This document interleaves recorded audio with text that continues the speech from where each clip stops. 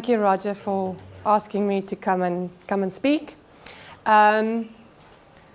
We do some crazy stuff, but I should probably not freak you out right now. But if I see you get too relaxed, we might call on my lead to do some laughter yoga. We do some weird things. And Roger, maybe at the next event we can have people play with Lego.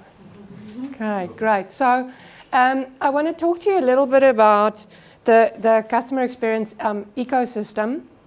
And it's quite a big topic, and because we only have 20 minutes, I've kind of broken it up into 4 pieces. So the next will follow in the subsequent sessions. Just want to quickly set my timer. Great. So I thought we've got experts in the room, but maybe just reiterate, when we talk about experience, we talk about a number of things. It's both the rational, emotional, and sensory aspects of an experience. And we've seen in financial services that these things are very, very subtle. So if we look at rational, it's kind of around, did I achieve my goal? Was it good value? If I look at emotional, did it make me feel good? And very often the kind of questions we ask clients is, how do you feel about our brand? And it's really not about that. It's about how they feel about themselves when they in that interaction. And then the sensory things. I'll never forget, we did extensive research in 2008 around, the Sanlam experience. And some of the verbatims we got back around the offices and how people experienced the walk-ins. It was not the things that we thought people would be put off by. One of the comments was around a staff member having fish and chips in the office, and it smelled like fish and chips, which is something so subtle, but immediately that affected the experience they had in that office. I don't know if you've had an experience where you go somewhere and they give you a ticket with a number on it. Some people still do it. And you just go like, I'm not touching that. There's no way I'm touching that ticket. It might be a beautiful surrounding, but one thing like that can really put people off. So I want to play you a short clip of how we define experience. What is customer experience? Customer experience is the feelings and thoughts that a customer associates with your brand. Customer experience is the feelings sparked by an interaction with your brand and turned into a lifetime of stories that the customer later remembers. Customer experience is the way customers feel about themselves when they interact with your brand. The decisions they make are powered by their emotions, which are in turn supported by the internal narrative. Customer experience is the sum of all the highs and lows, the delights and disappointments. Customer experience is the smells and tastes, the sights and sounds that gets conjured up when a customer thinks about your brand. Brand love facilitates emotional interaction design and cultural transformation.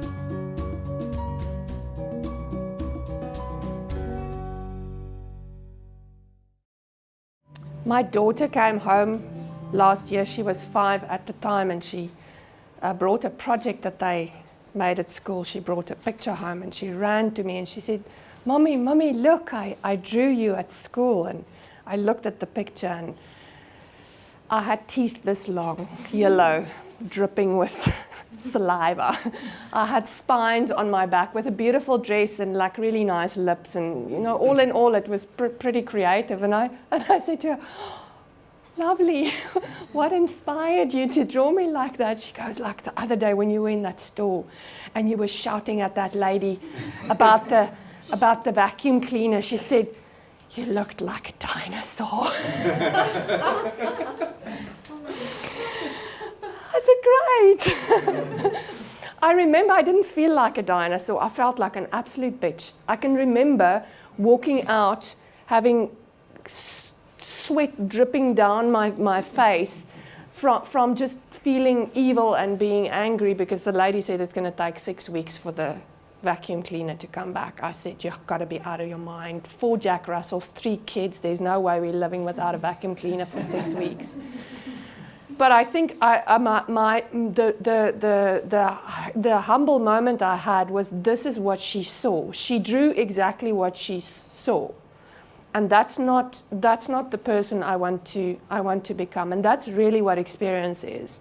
I have not been back to a Dion's Wyatt since then, because I'm really scared of who I become when they piss me off. So I think that's very often the narrative that we that we don't see. And I just love this guy. His name is Lou Carbone. He's probably in my career as a customer experience professional, I've learned a lot from this guy. So please go and Google. He's got a lovely book. But he says you cannot not have an experience. So everybody's having experiences around various brands.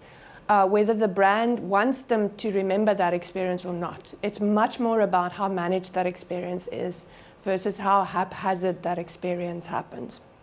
So we use this to explain what this is all about. And I know it's quite small, we'll send you a version of this.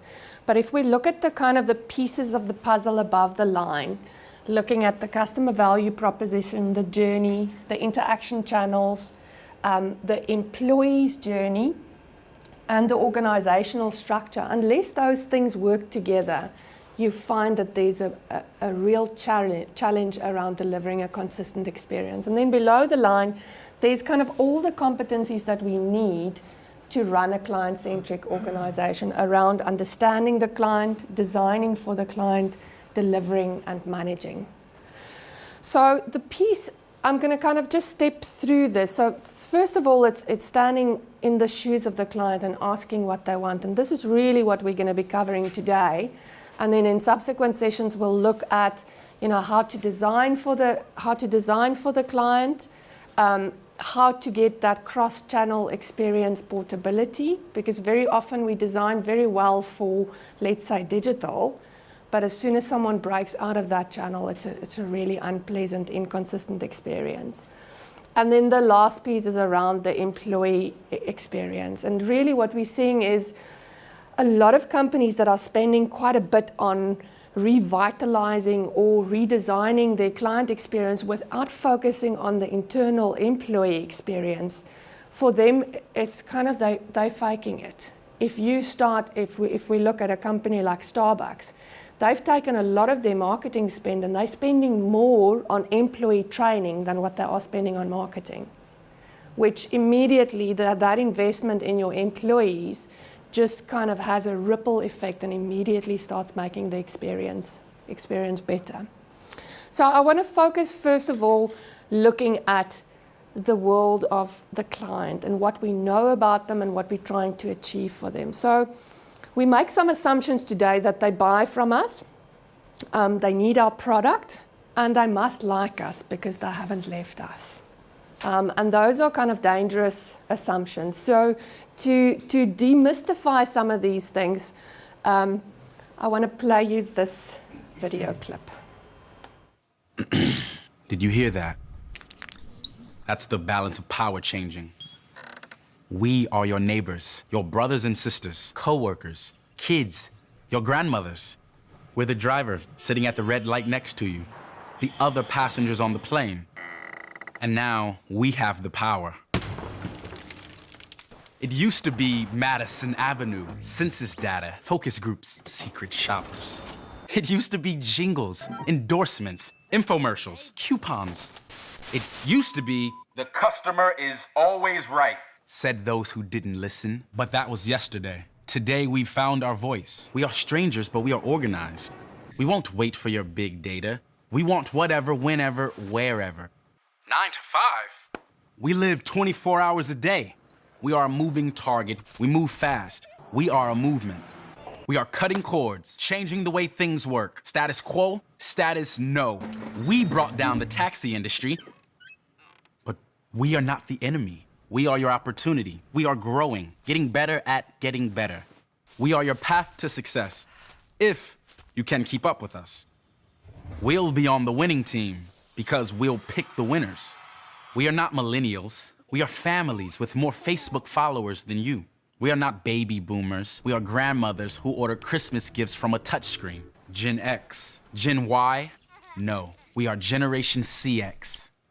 And you can be too, if you listen to us. Create for us. Join us. Generation CX. Very powerful stuff. And I think I have had, I think in the last 2 years, I've had engagements with leaders where we've done work for them before and they call us in and they go like, you know what, people aren't following the processes. They're not orchestrating the journeys like we need them to. And when we do analysis, that's what they're hoping us to find, is that there's process issues. But really the expectations are shifting. They're shifting faster than ever before. And most companies, because they're still kind of cleaning up legacy issues, trying to replace legacy systems and trying to comply with every regulation that's around, they're not keeping up with expectations. So I want to take you through a few ways that we found is exceptionally powerful to get closer to what the expectations are. And in that, start designing for those expectations. So the things we really need to know and would like to know about clients is what is their story and how can we become part of that story. I think, living in complacency that people will just continue to need our products is definitely a mistake. We need to understand why people buy from us, why would they stay with us, why would they leave, and then what problems are we currently not solving for them. If we look at Volvo, Volvo spends 0 on competitive analysis. They actually say that they don't give a fuck what their competitors are doing. They just don't care. They are so obsessed about what their customers want from them. And they focus on that and they design for that. And if you look at Volvo, the brand, what does it stand for? Safety. And they launched a lovely campaign about a year or 2 ago around safety, bicycle safety on the roads. So they're looking for unsolved problems that's very much aligned with their own brand, and they're grabbing that space. And really, if we look at the problem space, sometimes it's even difficult for companies to verbalize what problems they're solving today because they're so product focused. They want to solve just the problem that their product satisfies, but actually looking just what's sitting on the fringes of that problem space and trying to grab that. So if we look at understanding our clients better, this thing of standing in their shoes, and we had a lot of fun with Roger's team where they were forced to not look at things from their perspective. They were forced to not think about their product and their processes, but really stand in the shoes of their clients. Some of what we do when we try these exercises is we want to look at what our organization looks like from their shoes, but it's never that simple. So if someone's looking for, let's say, insurance, what that client would see is a whole lot of other companies with various pieces of information that's thrown at them. They would see features and prices and forms and very often terminology that's not even comparable. So if we want to get in their shoes, we're going to have to look at the world that they see when they actually have a need and they shop around. Very often some of these things have really helped making real phone calls. So my team spend about 50% of their time phoning brands and recording that and then unpacking that experience to see where does it go wrong in the experience? What can we hear? What does this call say about this particular brand? Some of the other techniques we've used is creating a war room where you put everything up that a client would see. So if we are doing an investment journey, to actually see what does Sanlam's forms look like compared to Allan Gray, compared to Investec, compared to Coronation, and create a war room where you're faced with that all around you. So this gives a very visual snapshot of what a typical client would see. Then some of the other things I've done with executives is letting them fill in their own forms. And I'll never forget, first journey I did was death claims. And we took the death claims form, and the whole of Exco had to fill in the death claims form, which is a pretty grim thing, because all of the things that go through your mind when you fill in this form is, in my family, what would I really do if someone passed away? But the funny thing about that form was the first thing we asked on the form was the broker code and the name of the intermediary. Which, from a system perspective, you really want to know that. And you really want to capture that lead, and you really want to capture that money. But it's probably not the first thing you're going to ask on the form. But it's very different if you have to fill it in and you have to feel what it feels like when someone's just died and you're trying to fill in this form. The other thing is looking at websites and applying online. Very often, again, it's very different doing it versus seeing it on screens. So if you feel what it feels like, I had a recent experience with Secure Services, where the proxy form, if you fill in that proxy form, the email field and the ID field on the physical form is too short. You're not going to know that if you're sitting in a form designer. You have to feel what it feels like when it's too short, and you have to write above the next heading. Very different experience. I really like this is kind of stapling yourself to a customer order. So taking a particular example and following it through your processes and systems very often highlight things that would not pop up on MIS systems. So tracking it and really understanding each step of the way, as Roger said, what were the expectations of the client, how can we exceed, and how can we fail those expectations. So look at how they traverse your organization, note where it breaks, where it takes long, and then when we do those mappings, we look for white space. So white space is the time when nothing happens. And a good example of this is when you book for Valentine's Day for a restaurant, and if you haven't done so, I would recommend that you book for your loved one for Valentine's Day for next year. Between the time you book and the time you go to the restaurant, what happens? Absolutely nothing. Now, if you had to differentiate that experience, what could happen in that time?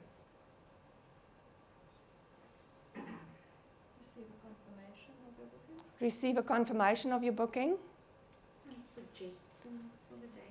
Suggestions for potentially new menu options that becomes available. What else?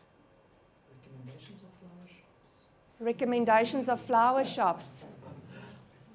How about the wine list? How about where to park?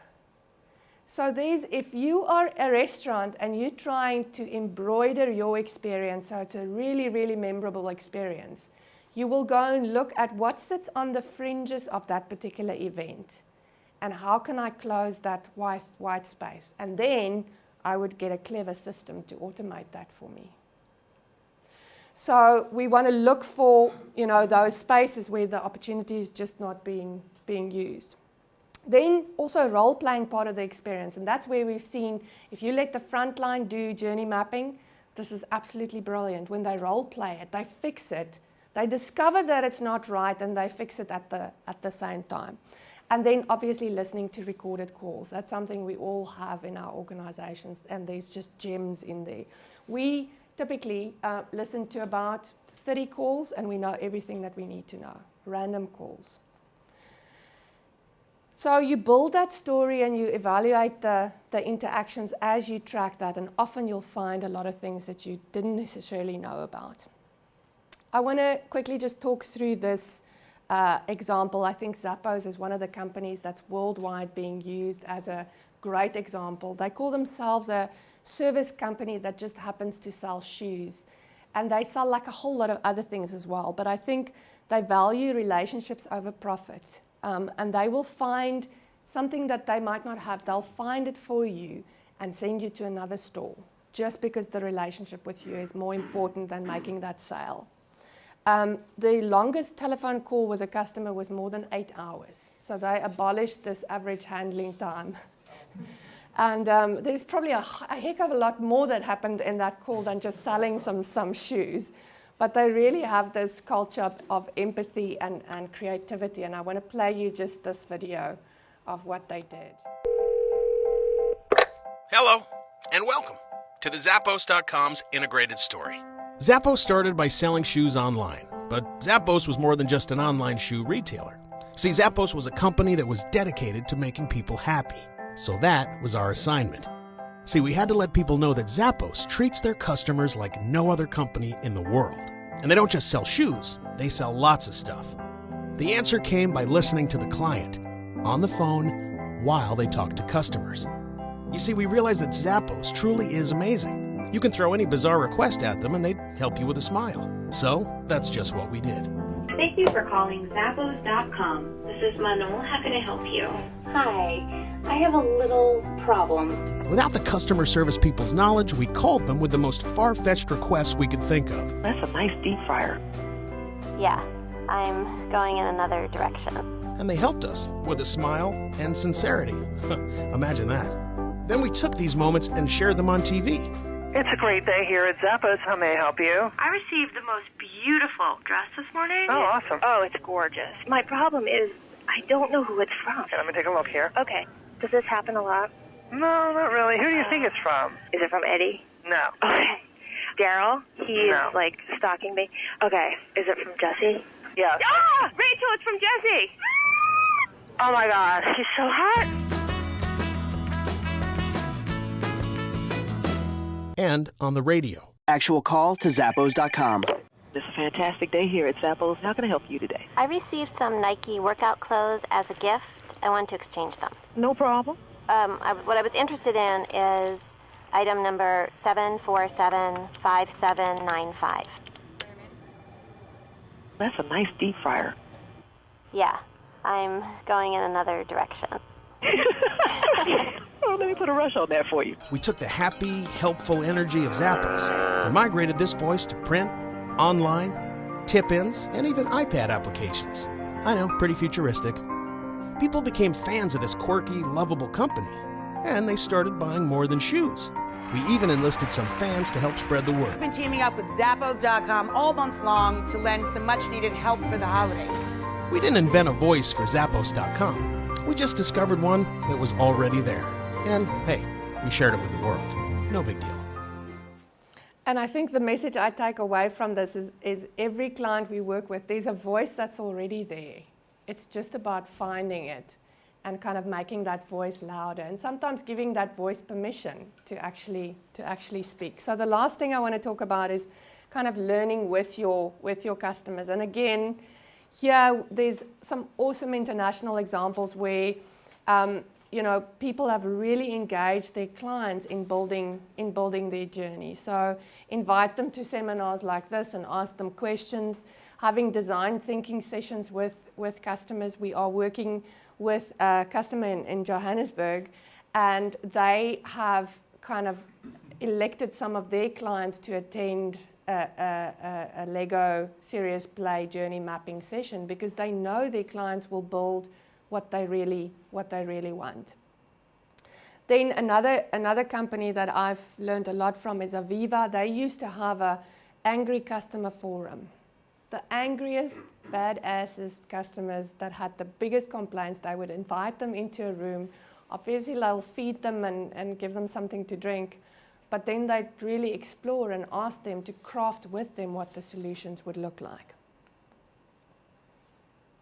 And then leaning forward and anticipating what your clients are going to want from you. If we look at the current world and the things we're trying to solve, I think we're all stuck in still this paradigm of forms and websites and offices, where if we look at the trends around apps, biometrics, video conferencing, and remote offices, it's kind of we're not leaning forward far enough to actually see what the next challenges are going to be. And I think the fact that, my watch can tell my mood, it can tell where I've been, these devices are really shaping what we're going to expect from brands in future, and that's happening quite fast. One of the things we also do is scenario planning to actually say if your business had to shift in the next 5 years, what would it look like? What are the forces that's going to change the way people demand service from you and the way people behave? So the thing about understanding customers is it empowers you to tell stories, and I think that's one of the things that we can see from these Zappos examples is you need to tell those stories into the organization to inspire other people. It also motivates management action. I think one of the things that really kicked off our client experience program within Sanlam in 2008 was executives experiencing what it feels like to do business with the organization, feeling what the officers feel like, actually experiencing that death claims form to see that it's not that easy to fill in and it's not necessarily very client friendly. And then use these insights to design your experiences for the future and try and future-proof your brand through experience and a nice blend of technology to go with that. So that's really kind of what I wanted to share with you, and I want to just end off by showing you the customer of the future. If you work in marketing, you better start upping your game. Because you haven't seen anything like us yet. In just 10 years from now, we'll be buying and influencing buying in ways that will confound you. We won't just watch your ads. We'll expect smart, tailored content based on our social graphs. Tailored for me. Me. Me. Me. And me. We want to interact with it as we watch it, not just with touch, but with voice, with gesture, with intent. You better embed everything that is featured with additional information, social APIs, and e-commerce functionality. And we mean everything. Everything. Everything. The car. The skirt. The hotel. The app. Because we expect to double tap on anything to get more information. Don't worry. You'll offset the cost by on-selling any leads to those data aggregator type companies. We'll spread it through our networks and co-create with you. And when we do buy, there are normally more of us than there are of you. We can change your business in one trade, as long as the deal is on. Augmented reality will be the new reality. AR apps will almost function like special skills to help us navigate reality more effectively. You wait and see what the iPhone of 2021 looks like.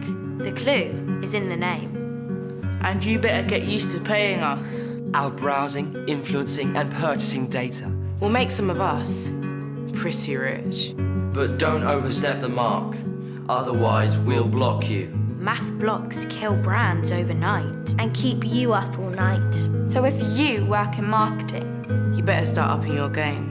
Because you haven't seen anything like us yet. And that scary bunch of kids, those are our customers. So with that, I'm going to end off.